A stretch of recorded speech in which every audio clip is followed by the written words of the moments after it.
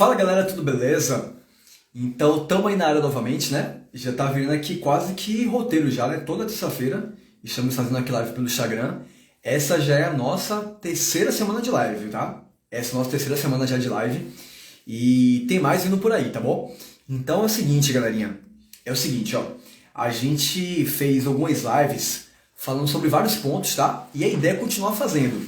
Então eu continuo dizendo pra você aqui que tá acompanhando aí fielmente que você pode, não só pode como deve, tá? Tá mandando aí suas sugestões em relação às próximas lives, que isso eu tô compondo aí, tá? O repertório para tá na medida do possível, tá atendendo exatamente aquilo que você precisa e te ajudando da melhor forma possível, tá? Então normalmente tem sido às terças-feiras, às 17 horas, às vezes às 18 horas, beleza? E o objetivo é que até o final aí do mês de julho a gente já esteja já consolidado um horário oficial para nossas lives. Qual é o tema da live de hoje? Boa tarde, Dara. Boa tarde, Lesnara. Opa, Grazi, muito bom ter você aqui, minha amiga. Que bom que você veio. Boa tarde, Eliane. Então, galera, qual é o tema de hoje, tá bom? O tema de hoje, da live de hoje, nós vamos comentar 6 questões fáceis que caíram pela primeira vez no Enem 2020. Pela primeira vez caiu no Enem de 2020. Aí, quando eu falo Enem 2020, galerinha, você me entende que eu estou falando sobre o Enem, tanto a prova impressa, quanto o Enem a prova digital, quanto o Enem segunda aplicação, tá bom? Inclusive, você já fez essas questões? Olá, é para fazer, tá, galera? Tem que pegar a prova antiga do Enem, mas não pegar a prova mais antiga do mundo. Pega aí a prova, tá? Do ano passado, o Enem digital, o Enem PPL, faz essa prova aí que é super importante, isso te ajuda demais, tá, gente? Então, já deixo essa dica aí para vocês. Então, o que eu quero sugerir para vocês, tá certo? A gente vai ver um pouquinho sobre essas questões e ver o que você pode tirar de lição com isso. Ver, assim, com base nessas questões que já caíram, o que tem de lição para você. Porque, e se no ano que vem, nesse ano, melhor dizendo, 2021, nessa edição do Enem, cair algo que você, tipo assim, nunca caiu na vida e cair justamente no seu ano? Aquele assunto que, poxa, super novidade, nunca apareceu na vida, mas justamente no seu ano está caindo esse assunto. Então, eu quero começar a live justamente por esse ponto, falando sobre como você vai lidar com o fato da possibilidade de que todo ano o Enem pode colocar uma questão completamente inédita. Como é que você lida com isso? Porque a gente fala tanto de estudar mais importante, mas é justamente no seu ano, galera, cai algo que nunca cobrou, algo inédito no Enem. Poxa, aí é complicado, né? Então, eu fiz a live na semana passada. Eu espero que você tenha visto, tá? Mas se você não viu, tá salvo na IGTV. Inclusive eu fiz vários recortes legais, tá bom? Se você olhar aí no meu Instagram, tem esses recortes da live. E eu falei sobre a importância de colocar maior intensidade naquilo que é mais importante. Falei um pouco sobre isso. Coloque maior intensidade naquilo que é mais importante. E agora eu venho com a live dizendo assim, ó, coisas que nunca caíram. Parece um pouco contraditório, né? Mas não é. Tá bom, galerinha? Eu quero começar essa live retornando a esse ponto inicial, de que você deve priorizar, você precisa colocar maior intensidade naquilo que é mais importante. E na live passada eu falei um pouco do porquê fazer isso e falei um pouco como é que você sabe o que é mais importante. E eu dei alguns critérios que você tem que saber para estabelecer e dizer se esse assunto é importante, esse não é. E aí você coloca a maior intensidade naquilo que é mais importante. Mas quando eu falo, galera, de que você deve colocar maior intensidade no mais importante, não é só estude o mais importante. Você nunca vai me ouvir dizer isso. A não ser que você esteja um mês do Enem, e aí você só pode escolher uma coisa para estudar. Aí vai mais só o mais importante. Mas no longo prazo, galera, o que é que eu ensino para vocês? Bom, você precisa estudar tudo e colocar maior intensidade no mais importante. Por quê? Porque quando você só estuda o mais importante, você corre o risco que é cair algo que é pouco cobrado, mas que no seu ano cai e às vezes pode ser uma questão fácil, velho. E aí imagina, poxa, no seu ano, velho, tem aquela questão que é um assunto que você poderia ter acertado, mas que você nem olhou para aquela questão, e aí você nem sabe responder. Então é importante aí, galerinha, que você tenha uma noção do todo também. Então a ideia dessa live é mostrar exemplos de questões que caíram. Eu tô falando de 6 questões, tá? Dentro das 3 provas do ano passado, para mostrar para vocês que pode acontecer. E você tem que estar preparado para isso. Beleza, galerinha? Mas voltando aqui ao ponto do intensidade no mais importante, ou a dicotomia ou estude tudo, o que eu quero te mostrar? Quando cai algo que nunca caiu, olha só qual é a chance, tá? Se cair algo no seu ano, em 2021, que nunca caiu, existem duas possibilidades. A primeira é uma questão difícil. Poxa, se você não estudou para essa questão, é bem provável que muita gente não tenha estudado. E se for uma questão difícil, de algo que quase ninguém estudou, a chance é que você talvez não acerte, mas pouca gente vai acertar. Você está me entendendo? Se é uma questão que cai pouco, pouca gente estudou. Se ela for difícil, quase ninguém vai acertar essa questão. Então, fala Gabriel, beleza, velho? Você disse que ia aparecer, apareceu mesmo, né? E aí, galerinha, se for uma coisa que você sabe, tá bom? Se for uma questão que é difícil, a chance é que você não vai acertar, mas que muita gente não vai acertar. Então sua preocupação não é com a nota de rodapé que vai cair numa questão difícil. Sua preocupação é, e se cair algo fácil? Poxa, aí você tem que estar preocupado, porque você tem que estar pronto para essa questão. Então você concorda que se é uma questão fácil, mesmo que você não tenha estudado com tanto tempo para aquele assunto, você possivelmente vai acertar? É por isso que você tem que saber o todo. Porque aquele assunto que não é tão importante, você não dedicou tanto tempo para ele. Mas sua preocupação é só se cair aquela questão e ser uma questão fácil. Se for uma questão fácil, com aquele tempo que você dedicou, que não foi o maior tempo do mundo, é suficiente para você mandar bem e acertar essa questão. E se for uma questão super difícil, poxa, aí você não vai acertar, mas ninguém mais vai acertar. Então não é o fim do mundo para você não, tá bom? Você pode ficar de boa.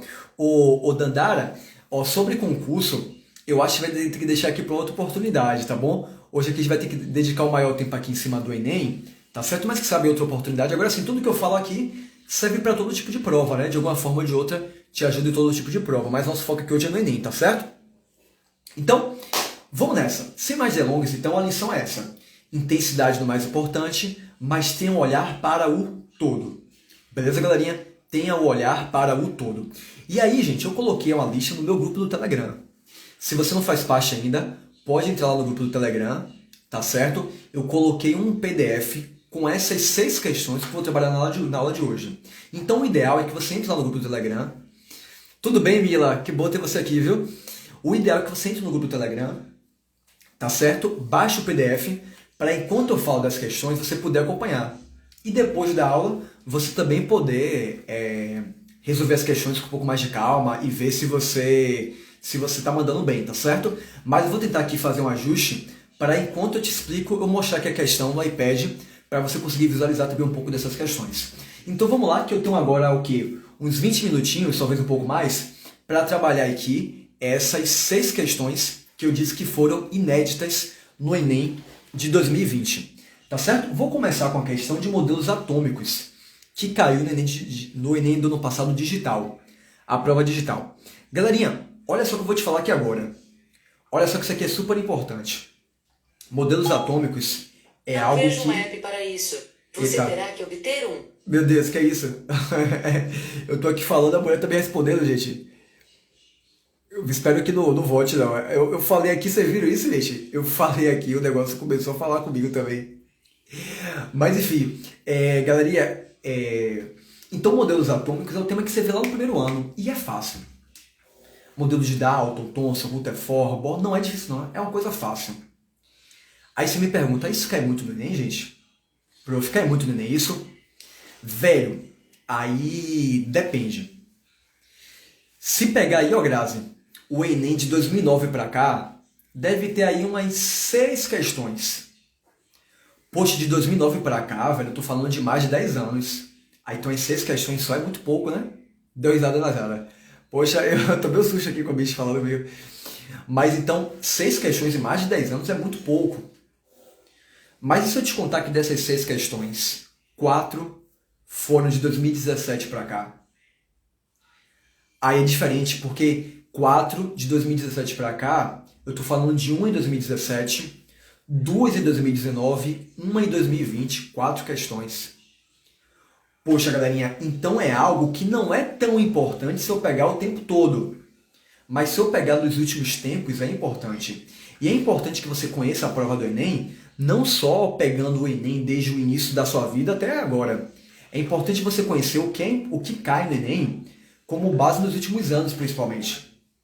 Tem uma atenção no que vem caindo nos últimos anos também. Então, modelos atômicos é importante? Bom, para o aluno que vai fazer nem 2021, eu considero importante. Por quê? Porque de 2017 para cá, caíram 4 questões disso aí. E agora eu vou te dar uma dica aqui, ó. Velho, uma dica de ouro. Nós temos 4 modelos atômicos, tá? Modelo atômico de Dalton, modelo atômico de Thomson, modelo atômico de Rutherford e modelo atômico de Bohr. O modelo atômico de Dalton caiu pela primeira vez no ano de 2019. Dalton. Átomo de Thomson caiu no ano de 2020. Vou te mostrar a questão aqui agora, tá? É a questão 1 da lista. Quem tiver aí no Telegram já pode pegar aí a questão de número 1 para abrir, tá bom? O modelo de Bohr caiu em 2017, segunda aplicação, e 2019 também. Só não caiu o modelo de Rutherford. Então vale a pena você dar uma olhadinha no modelo de Rutherford, tá? Porque, velho, já caiu Dalton, já caiu Bohr, já caiu Thomson, só falta Rutherford cair. Então, quem sabe não aparece questão disso aí nos próximos anos, não é verdade? Então, atençãozinha nisso aí. Mas vamos lá então, já dei essa dica aí sobre o modelo atômico os modelos atômicos. E agora eu vou te mostrar de fato essa questão, tá bom? Eu vou girar aqui meu tripé, você vê, eu vou mexer bastante na câmera aqui hoje, para você conseguir visualizar aqui, tá? Então aqui você vê um pouco meus dedos aqui agora. Vou botar aqui agora no modo, vou mudar aqui a tela, tá certo? Então, galera, a questão é essa aqui, tá? Essa aqui que é a questão. Então, como eu disse, essa lista está no Telegram. Você pode olhar aí, tá bom? Abrir no link da minha bio. Entra no Telegram e assiste e acessa o entra na minha bio, acessa o link que tem lá e entra no grupo do Telegram para baixar essa lista. Tá certo? Então vamos lá, galera. Enem 2020 digital. Primeira coisa, ó, você vai começar a leitura pelo comando, tá bom? Eu não sei se você vai enxergar aí completamente, tá? Mas espero que dê para pelo menos ter uma ideia boa aqui do que eu estou mostrando, né? Dá para ver, né? Dá sim. Essa radiação invisível detectada nas ampolas é constituída por... Galera, você leu o comando e sai daqui com uma pergunta. A pergunta foi... Olha só o que ele está dizendo, tá? Essa radiação invisível detectada nas ampolas é constituída por... A pergunta é... Que radiação invisível, hein? Uai, cadê como é que escreve aqui, velho? Eita, escreveu mais não, para aí. Será que eu desliguei o negócio? Desliguei, foi isso. Pronto. Que radiação invisível? A pergunta é, que radiação invisível, gente? Olha só, essa radiação invisível parece até que um amigo meu de infância, entendeu? Dá pra ver, valeu aí, Lucas, valeu, Dandara. Pô, parece até que um amigo meu, ou radiação invisível, eu não sei que radiação é essa. Você é obrigado a saber? Não, tem que olhar no texto. Agora, é claro que quando você vê o experimento aqui, a imagem, você já deve ter uma ideia, tá, gente? Você deve ter uma ideia de qual radiação ele está se referindo. Se você já souber de cabeça aqui, você já pode falar, tá bom? Se não souber, tem aluno meu que já deu essa aula aqui, tá bom? Tem aluno meu que já deu essa aula aqui já. Mas se não souber, tiver pro texto aqui, olha só.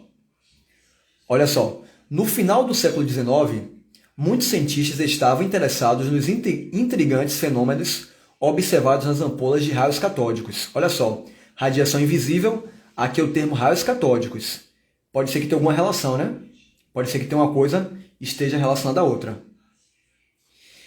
Que são tubos sob vácuo em que se ligam duas placas a uma fonte de alta tensão. Os raios catódicos passam através de um orifício no ânodo e continuam o percurso até a outra extremidade do tubo, onde são detectados pela fluorescência produzida ao se chocarem com um revestimento especial, como pode ser observado pela figura. Medições da razão entre a carga e a massa dos constituintes dos raios catódicos mostram que a sua identidade independe do material do cátodo ou do gás dentro das ampolas. Basicamente, ele está falando sobre algo que sai aqui desse cátodo e caminha até essa extremidade. É o que ele está descrevendo aqui, beleza, gente? Aqui tem mais algumas coisas sobre esse experimento, galera, que se você reparar aqui, ó, ele dá a entender aqui o quê? Essa radiação, que ele chamou aqui de raios catódicos, tá? Mais uma vez, sai aqui do cátodo, por isso é chamado assim de raios catódicos, e quando passa por esse campo elétrico, é desviado assim, ó, na direção da placa positiva. Galerinha, eu vou perguntar para você responder aí, tá bom? uma coisa que é atraída por uma placa positiva, algo que é atraído por uma placa positiva, é algo que tem qual sinal? Pensa aí, vá. Se é algo que é atraído por um campo, se é algo atraído por uma placa positiva, esses raios catódicos têm qual sinal? Tá? Então pensa aí qual é o sinal desse negócio aqui, ó, gente, que é atraído, meu Deus, por uma coisa que é uma placa positiva. E aí você vai me dizer se a carga dessa coisa é negativa ou é positiva, tá bom? Mas então, eu imagino que você já tenha respondido aí, tá? Que tem um delayzinho aqui no chat, eu vou logo dizer. Para ser atraído por algo positivo, eu posso entender que esses raios catódicos aqui, eles têm carga negativa. Muito boa, muito bem, Lucas, isso aí, velho. Tem carga negativa. Então eu tenho que pensar aqui, ó, gente, que se essa radiação, o que ela pode ser aqui, já que ela tem carga negativa? Ou seja, mesmo que você nunca tenha visto esse experimento, se você tiver atenção, você sabe que é algo que é atraído por uma placa positiva. Portanto, é algo negativo. Eu sei que cátions são íons positivos, prótons são positivos e partículas alfa são radiações positivas também. Eu poderia ficar na dúvida entre ânion e elétrons. Mas assim, aí eu precisava de ter já um pouquinho de contato com o conteúdo para saber que eu estou falando de um elétron. Tá bom, gente? Fica aí a informação, tá bom? Esse experimento aqui, conhecido como experimento dos raios catódicos, foi um experimento feito por Thomson. E nesse experimento ele descobre a existência do elétron. Quando o Thomson descobre que o elétron existe, galera, ele começa a dizer que o átomo é divisível. O átomo, que Dalton tinha pensado antes de Thomson, era um átomo indivisível. Mas quando o Thomson descobre que existe elétron, ele passa a ser um átomo. As pessoas começam a perceber que o átomo, na verdade, é divisível. Existem coisas menores do que o átomo. Então, questãozinha de modelos atômicos, tá? Primeira vez que caiu no Enem foi no ano passado. Então, é uma questão fácil. Eu tenho alunos meus aqui que estão agora no 9º ano ou no 1º ano do ensino médio e sabem responder essa questão aqui. Pelo menos eu espero, né? Pelo menos eu estou esperando. Eu já dei essa aula aqui para alguns alunos de 9º ano. Então, é uma questão, gente. Deixa eu puxar para cá, tá? Vou voltar aqui para aqui a imagem. Galera, se eu estou falando de algo que é visto no 1º ano do ensino médio, no 9º ano, é uma questão que não é difícil, poxa. Não é uma questão que vale a pena você não saber. Tem que saber esse conteúdo. Porque aparecendo isso aqui na sua prova, a chance de você acertar é muito alta. Então lembra que eu falei que quando a questão ela quase não cai e é difícil, você nem se preocupa muito? Porque a chance é que ela não vai cair. E no caso de cair, quase ninguém acerta. O problema é quando é uma questão como essa, que é uma questão fácil. Agora imagina você olha assim, não vou estudar modelo atômico não, porque cai pouco. Aí cai essa questão. E tem aluno treineiro de 1º ano que acertou. E você errou porque você não vê esse assunto. Então, assim, isso é um sinal para você entender que você não pode simplesmente jogar para cima qualquer conteúdo. Precisa saber pelo menos o básico daquilo que for menos importante. Concorda comigo? Professor Welder na área. E aí, meu querido, você apareceu mesmo, hein? Questão maravilhosa, né? O Welder, eu falei com a galera aqui que eu estou esperando a próxima ser de Rutherford, né? Tá faltando a questão de Rutherford agora pra gente. Uma questão batida em vestibulares. Pois é, exatamente, velho. É uma questão que já é batida em tudo que é canto, mas no Enem apareceu pela primeira vez, né? Aí não pode bater arrependimento, vai bater, não pode. Tem que então estar bem preparado aí para cair nessa questão, você tá sabendo fazer ela, tá bom? Então a questão do átomo de Thomson já foi. Eu tô na segunda questão que é muito fácil. E que o Enem já poderia ter cobrado várias vezes, mas caiu aqui pela primeira vez. Curva de aquecimento. Basicamente, o que é uma curva de aquecimento, gente? Você pega uma substância, normalmente a gente pega a substância sólida e aquece ela. E vai verificar como a temperatura dessa substância muda ao longo do tempo. A ideia, gente, é você observar como a temperatura varia ao longo do tempo. Então, essa é a nossa questão de número 2, tá bom? Vou repetir, tá? Se você não está no grupo do Telegram, eu postei a lista lá. Segue aí na minha bio, tá? Clica no link lá. Você entra no meu Telegram e pode ter essa lista completa, tá bom? Vou voltar aqui, tá certo? Para a lista e vou te mostrar aqui essa segunda questão, tá bom? Vamos que vamos. Enem Digital também, tá bom? Esse Enem Digital deu e deixou, viu? Então se você não fez ainda, tem que fazer. Olha só. O comando, mais uma vez a gente começa por ele. Qual foi o gráfico obtido pelo analista? Eu quero saber que informação ele deu no texto para eu saber que gráfico ele vai se referir, tá bom? Eu já vi as alternativas, que aqui eu tenho várias curvas de aquecimento, não é verdade? São curvas de aquecimento. Então vamos lá. Para assegurar a boa qualidade de seu produto, uma indústria de vidro analisou um lote de óxido de silício, SiO2, principal componente do vidro. Para isso, submeteu uma amostra desse óxido ao aquecimento, tá vendo? Ele submeteu ao aquecimento até a completa fusão e ebulição. Opa! Estou falando de sólido saindo da fase líquida, sólido virando líquido, e na ebulição, estou falando de líquido virando gás. Então, ele fez o aquecimento em tempo suficiente para ter a fusão e para ter ebulição. Beleza, gente? Então, aqui ele vai obter, olha só, obtendo-se ao final um gráfico de temperatura em função do tempo, em minutos. Beleza, gente? Eu vou apagar aqui para não ficar tão poluído aqui, tá certo? Então, vamos nessa. Dados, temperatura de fusão e dados, temperatura de ebulição. Galera, a primeira coisa é a seguinte. Eu quero um gráfico que tenha fusão e ebulição. Porque ele falou que ambos os processos ocorrem. Tem a fusão e tem a ebulição. Eu não posso esquecer disso, não. Segundo ponto. Ele falou que após a obtenção do gráfico, o analista concluiu que a amostra encontrava-se pura. É uma amostra pura, galerinha. Eu quero o gráfico de substância pura.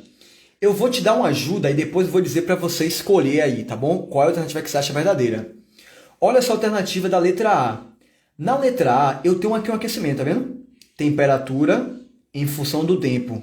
Você vê que a temperatura está aumentando até algum momento ficar constante. Esse patamar que está constante, gente, coincide com a temperatura de ebulição, tá vendo? Só que esse é o gráfico, esse gráfico só contém ebulição, gente. Cadê a fusão aqui? Não tem a fusão. A fusão ele não mostrou, então esse gráfico não foi obtido pelo analista, porque meu analista realizou fusão e realizou também ebulição. Firmeza? Então aqui eu já elimino o item A. Beleza? É verdade, Eduardo. Essa questão é rápida, velho. Dá para fazer ela bem rápida. Galerinha, agora eu quero comparar o item B, tá bom? O item B com o item C, o item D e o item E. Beleza? Olha só. Eu quero uma substância pura. E eu vou te dar aqui a real, tá? Quando é uma substância pura,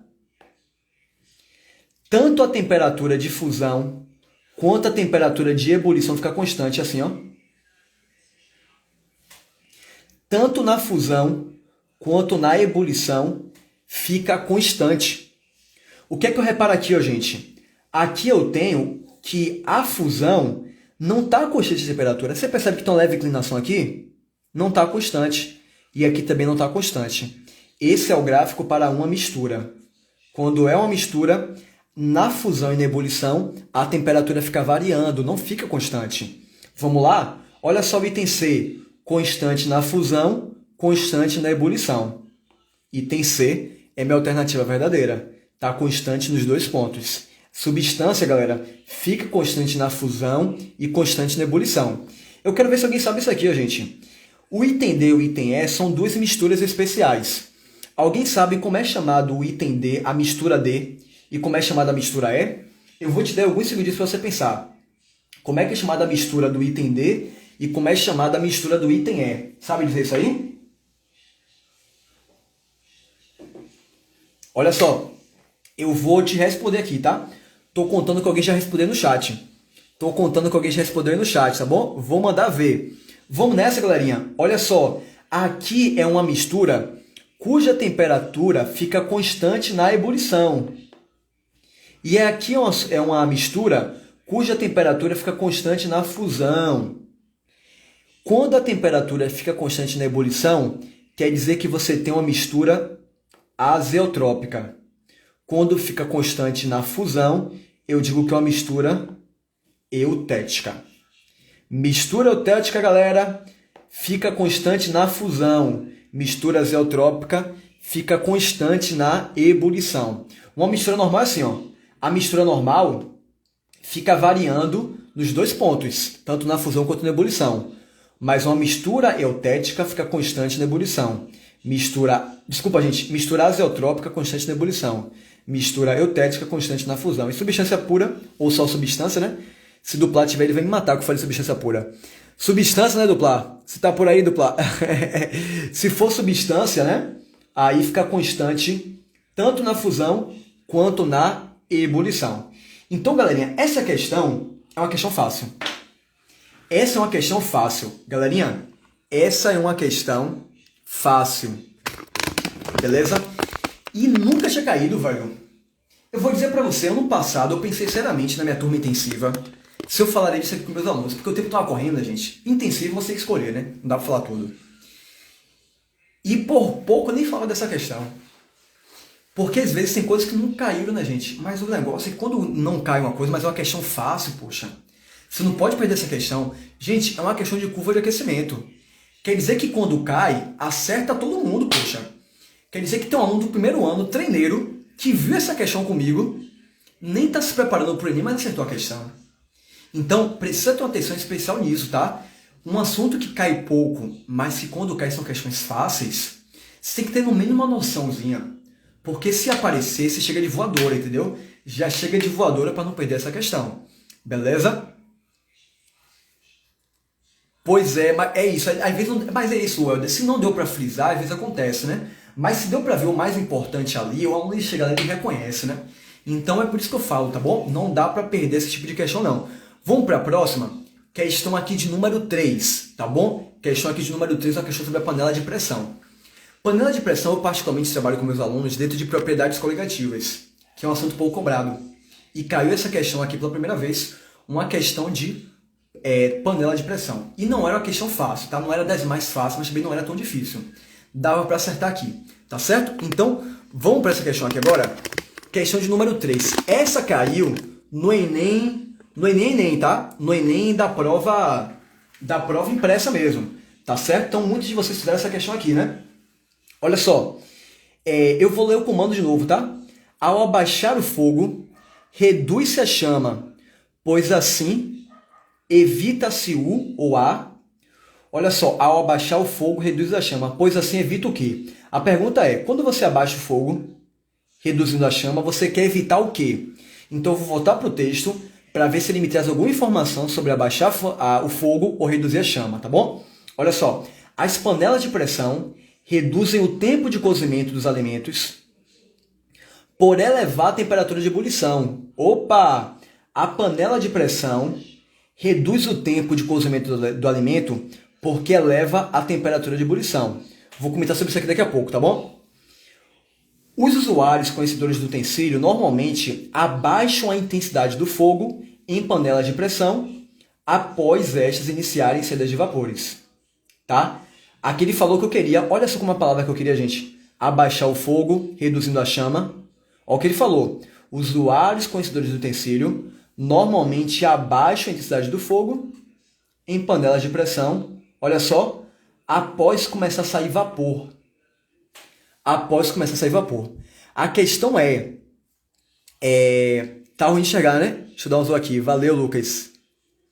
Então, a questão é, por que eu vou abaixar o fogo, reduzir a chama?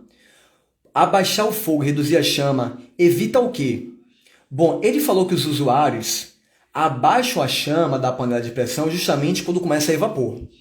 Ou seja, você tem uma panela de pressão e começou ali a escapar vapor. Quando essa pressão, quando chegou nesse ponto, galerinha, o recomendado é que você abaixe o fogo. Sabia disso? Quando ela começa a entrar apitando ali, você não para, você não aumenta a chama não, você deixa mais baixa. A pergunta é por quê? E aí você tem que conhecer um pouquinho da panela de pressão. Muita gente não sabe como funciona a panela de pressão. Sabia disso? Olha só, eu vou voltar para mim, tá? Eu vou voltar a tela aí para mim. Por que a panela de pressão acelera o cozimento? Vou te contar aqui agora. Galera, é verdade, né, velho? Bem lembrado. Galera, é o seguinte. Sabe quando você diz assim, ó? Aqueça a água no macarrão até entrar em ebulição, até ferver e depois bote o macarrão. Galera, você não quer água fervendo não, sabia? Seu objetivo não é botar água para ferver. Seu objetivo é aquecer a água. Porque quando você aquece a água, mais facilmente ela cozinha o alimento. A ebulição não é o que você quer. O que você quer é que a água fique quente. O objetivo é aquecer a água o máximo que der, para que ela agora superaquecida cozinhe o seu alimento. É esse o objetivo aqui, beleza? É esse o objetivo. Daí o que acontece? Quando a água chega na ebulição, começa a formar gás. A água líquida vai sendo perdida na forma de gás. Muita gente acha que o objetivo é fazer isso, fazer água entre ebulição, e não é. O objetivo é que a sua água esteja suficientemente aquecida para cozinhar o seu alimento. Beleza? É essa a sua ideia, é esse o objetivo. Daí, galerinha, o que você faz? Deixou a água entrar em ebulição, agora não dá mais para aquecer a água, ali é o limite dela. Então, se você quiser aquecer mais água do que isso, só uma panela de pressão. A panela de pressão permite que a água permaneça líquida, mesmo em temperaturas superiores a essa. Se você colocar a temperatura se você botar água numa panela de pressão, ela consegue ficar mais tempo ali antes de virar gás. Ela consegue demorar mais para virar gás. Tá certo? Então, se ela demora mais de virar gás, ela consegue ficar mais quente e assim cozinhar mais facilmente o seu alimento, que é justamente o que você quer. Então, quando entra em ebulição, gente, quer dizer que chegou no limite de temperatura. Não dá mais para aquecer a sua panela de pressão. Não dá mais para aquecer a água, desculpa. Daí você vai perder água na forma de gás. Então, por que você abaixa? Para não gastar o gás. Porque se você deixar ali a chama bem alta, você está gastando o seu gás e só fazendo a água virar gás. Você gasta o gás de cozinha e só faz o quê? A água deixar de ser líquida para virar gás. Você não quer isso. O que você quer é aquecer a água, só que você já está virando, se já está em ebulição, não dá mais para aquecer a água além daquilo ali. Já chegou no limite dela. Então você abaixa a chama, você abaixa o fogo, justamente para que você não gaste o gás necessariamente. Porque você não vai conseguir mais aumentar a temperatura dessa água. Entendeu, galerinha? Muita gente falou algo que Dandara comentou aí do medo de explodir. Muita gente marcou que está escrito ali no item A: aumento da pressão interna e os riscos de explosão. Galerinha, abaixar a chama não é para diminuir o risco de explosão. A questão do risco de explosão, existe uma válvula de segurança na panela de pressão, e se você seguir o procedimento adequado da panela, ela estiver dentro das recomendações, ela não vai explodir, beleza? Ela vai ser uma panela segura. Então não é você aumentar ou diminuir a chama que vai mudar isso. A questão de aumentar ou diminuir a chama é para gastar mais ou menos gás. Tá certo, galerinha? Então, panela de pressão não é uma questão difícil, é uma coisa que talvez, se você mostrar isso para uma pessoa aí da sua casa, sua mãe, seu pai, seu tio, sua tia, seu avô, sua avó, talvez até saiba. Talvez até conheça um pouquinho disso aí, entendeu? Talvez até conheça um pouquinho disso aí. Então, não é uma questão difícil, mas caiu pela primeira vez no Enem 2020. E muita gente achou que era questão da explosão, e não era. Era a questão mesmo de gastar menos gás. Beleza, galerinha? Então, Enem é utilidade pública. Já falou aí o Helder, na verdade. Verdade, muita gente acha que pelo ditado, né, Helder, que aí ia explodir, né? Mas, de fato, não explodiria não. A questão é economizar gás. Tá bom? Eu vou para uma quarta questão. E essa que eu vou ser um pouco mais objetivo, tá bom, gente? Que eu ainda tenho mais 3 para hoje. Eu tenho a 4, a 5 e a 6, né? É uma questão de cinética química. E eu vou mostrar aqui para você agora o gráfico dessa questão. Cinética química já caiu 2 vezes no Enem. Quando cai, costuma ser questões fáceis. Normalmente sobre os fatores que influenciam na velocidade de uma reação. Concentração, catalisador, superfície de contato, temperatura, pressão, estado físico. Quando cai, costuma ser fácil. Mas essa foi a primeira vez que o Enem colocou um gráfico. Um gráfico mostrando ali o complexo ativado. Então, por isso, essa questão merece a atenção nossa aqui, tá bom? Eu não vou pegar essa questão aqui com todos os detalhes, só pelo fator tempo, tá bom, gente? Só por conta do fator tempo. Vou dar uma ampliada aqui, tá bom? Para você ler o comando da questão e depois eu mostro o gráfico. Olha só, na situação descrita, o organismo utiliza a catalase porque ela. A questão é por que utilizar a catalase? O que é que tem a catalase de especial? Aqui tem um gráfico, tá? Daqui a pouco eu mostro esse gráfico para vocês com mais calma. Mas o detalhe é que no texto dizia assim, ó, que a catalase era uma enzima, ó. O organismo vivo utiliza a enzima catalase. Opa, falou de enzima, gente. Falou de enzima. A função de uma enzima, de um catalisador, é sempre o mesmo. Catalisador, gente, tem como função diminuir a energia de ativação de uma reação. Um catalisador diminui a energia de ativação de uma reação. E com isso, ele aumenta a velocidade do processo. A reação fica mais rápida porque diminui a energia de ativação. Isso é expresso aqui no gráfico, olha só. Aqui são meus reagentes, tá? No início é sempre o reagente, no final o produto. Para o reagente virar produto, ele pode ir por esse caminho, ó, sem a catalase. E aqui, caminho com a catalase. Aqui é sem a catalase e aqui é com a catalase. Tá bom, galerinha? Então, quando é sem a catalase, a energia de ativação é isso aqui, ó, gente. Eita, tá meio tosco isso aqui, né? Eu não tô acostumado com o iPad. Quando é sem a catalase, a energia de ativação é isso aqui, ó. Agora, quando é aqui, ó. Opa. Com a catalase, olha só a energia de ativação, é de veja, ó. Sacou? Se ligou aí, gente? Então, quando vem aqui pelo gráfico de baixo, ele falou que é com a catalase. Aqui, sem a catalase. Detalhe, ó, essa é a energia de ativação. Essa é a energia de ativação. A energia de ativação é a diferença aqui do reagente até o complexo ativado, que é esse aqui. Essa é a energia de ativação. Então, todo catalisador tem essa função, diminuir a energia de ativação e aumentar a velocidade. Então, olha só, galerinha, por que a catalase ela é utilizada? Item A, porque diminui a energia de ativação. Então, já caiu catalisadores no Enem? Já caiu. Mas já caiu esse gráfico de complexo ativado? Não. Questão para mim extremamente fácil. É uma questão extremamente fácil. Vão aprendendo, Dadara, vão aprendendo comigo aqui, tá bom? É uma questão fácil, galerinha, não é uma questão difícil. Então, por isso, não dá para ficar escolhendo assunto, não. Uma questão desse tipo aqui, apesar de cinética ser pouco cobrado no Enem, essa questão você tem que acertar, tá bom? Essa questão você precisa estar aí preparado para arrebentar. Questão 5. A questão 5 é uma questão que é fácil, mas tem um conceito novo. Olha só o que está dizendo aqui, ó. O ácido de Bronsted-Lowry reage com. O ácido de Bronsted-Lowry reage com. Galerinha, é um ácido, tá? Um ácido reage com quem? Com quem um ácido reage? Um ácido só reage com uma base. Um ácido de Bronsted-Lowry reage com a base de Bronsted-Lowry. Beleza? E aí a questão é eu saber dessa substância o que tem nela que é básica. Se liga aí, tá? Olha só. O propanolol é um fármaco pouco solúvel em água utilizado no tratamento de algumas doenças cardiovasculares. Quando essa substância é tratada com uma quantidade estequiométrica de um ácido de Bronsted-Lowry, o grupo de maior basicidade reage com próton, levando à formação de um derivado solúvel em água. E a pergunta dele foi, qual é esse grupo de maior solubilidade? O que é que tem aqui nesse propanolol que permite a reação com o ácido? Ele pergunta, a hidroxila alcoólica, são os anéis aromáticos, são as metilas terminais, o grupamento amina, o oxigênio do grupamento éter.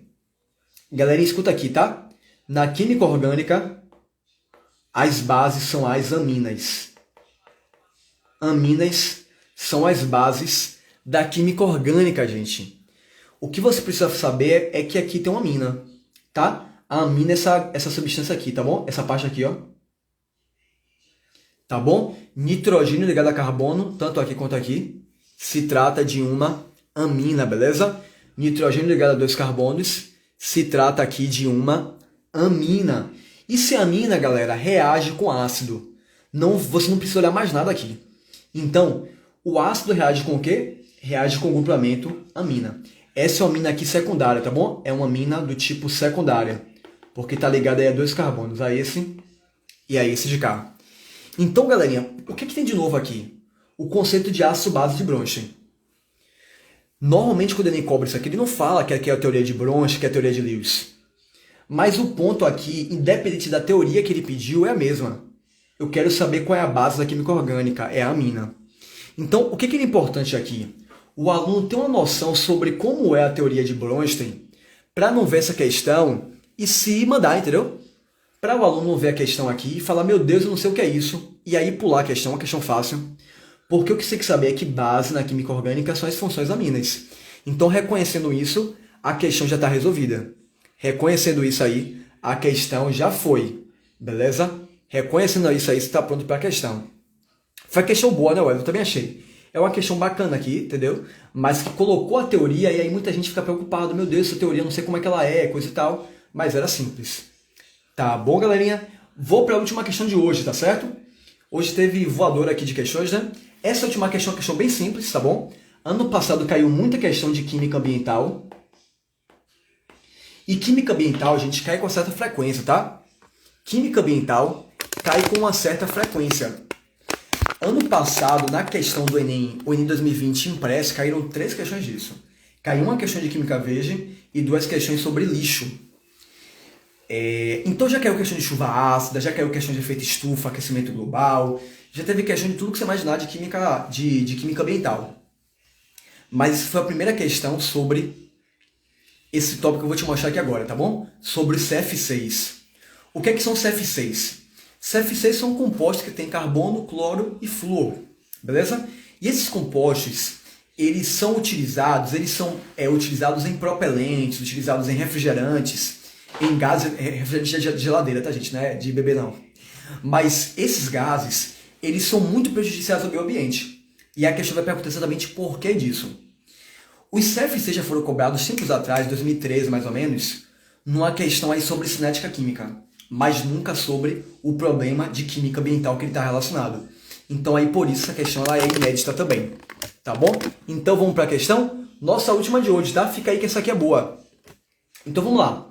Olha só, o Protocolo de Montreal é um tratado internacional que diz respeito à defesa do meio ambiente. Uma de suas recomendações é a redução da utilização de substâncias propelentes, como os CF6, clorofluor, carbono, em aerossóis e aparelhos de refrigeração. Essa recomendação visa uma questão muito direta. A questão é por que recomenda-se isso? Que recomendação, prof? Recomenda-se reduzir CFC. Então a pergunta é, o que tem de problema no CFC? O CFC, galerinha, ele tem como consequência a destruição da camada de ozônio. Então a ideia é você minimizar o uso de CFC para preservar a camada de ozônio. Lembrando que a camada de ozônio, ela nos protege da radiação ultravioleta, que é extremamente perigosa em vários aspectos, na é verdade? Então, galerinha, aqui eu estou falando de um tipo de substância, um CFC, que destrói a camada de ozônio. Daí nosso objetivo é minimizar o uso do CFC para que com isso você consiga preservar a camada de ozônio. Então, galerinha, olha só. Questão de chuva ácida caiu já bastante. Questão de aquecimento global já caiu bastante. Camada de ozônio, essa é a primeira questão que eu tenho conhecimento. Tá bom? Uma questão exatamente sobre isso. CFC e camada de ozônio, bem direto assim. Então, aqui eu mostrei para vocês 6 questões que são fáceis. São 6 questões que dava para você fazer tendo só a noção do conteúdo. Tá bom? Não precisava ser PhD no assunto. Mas que não são das coisas mais importantes, os mais cobrados. Então, por isso é fundamental, galera, que seu planejamento seja um planejamento assertivo. Um planejamento que você coloca a maior intensidade no que é mais importante, mas que você também não deixa, tá bom, de estudar aquilo que cai com menor frequência. Porque eu te mostrei aqui agora 6 questões, todas elas fáceis, mas que caíram no ano passado. Então, galerinha, a dica é essa aí, tá bom? Maior intensidade é mais importante, mas não deixa de lado também as demais questões não. Tá bom, galera? Então, ó, eu já vou dizer para você mandar sua sugestão para a live da próxima semana, tá certo? Terça-feira que vem estaremos de volta aqui com a nossa live, tá bom?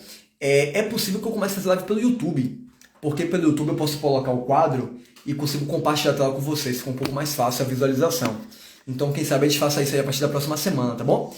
Então, Eu agradeço de coração você que ficou até o final da live. Beleza?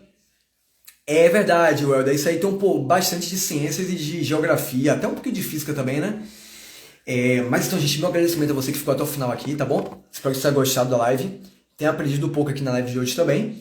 E a gente volta a se ver aqui nos próximos encontros, tá bom?